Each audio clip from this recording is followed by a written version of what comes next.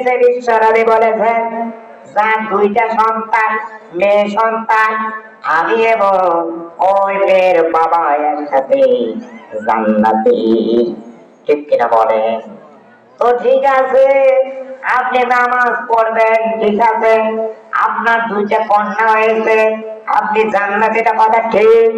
কিন্তু আপনার মেয়ে যদি জন্ম দিয়ে ইসলামী শিক্ষায় শিক্ষিত না দিয়ে আপনি শহরে পাঠান, একদম বেগানা করে অলঙ্গ পোশাক দিয়ে যদি আপনি শহরে পাঠান, তাহলে কি জান্নাত মিলবে নাকি বলেন? জান্নাত মিলবে না। শর্ত হলো তোমার দুইটা কন্যা হয়েছে, তোমার কপাল ভালো। শর্ত হলো তাকে পর্দা করা লাগবে, পর্দা করা লাগবে, নামাজি বানানো লাগবে, ইসলামী শিক্ষায় শিক্ষিত বানাতে হবে।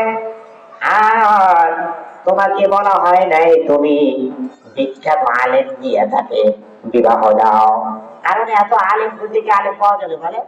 পাওয়া যাবে না।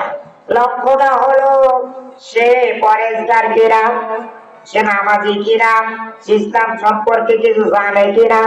এমন ছেলে দেখে যদি তুমি বিবাহ দাও, পর্দা অনুযায়ী তোমার মেয়ে চলে, খোদার কসম করে বলি, ওই বাবা, ওই মেয়ে এবং ওই মেয়ের বাবা আল্লাহর নবীর সাথে পাশাপাশি জান্নাতে।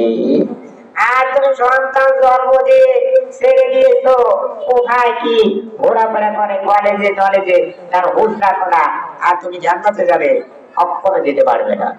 সম্মানিত ভাইরা, তার মানে শর্ত হলো তোমার মেয়ে জন্ম দিয়েছ, পর্দায় রাখা লাগবে, আর ভালো পাত্র দেখে বিবাহ দিতে হবে। সম্মানিত ভাইরা, পয়েন্ট বাদ আমি আর একটা পয়েন্টে যাচ্ছি।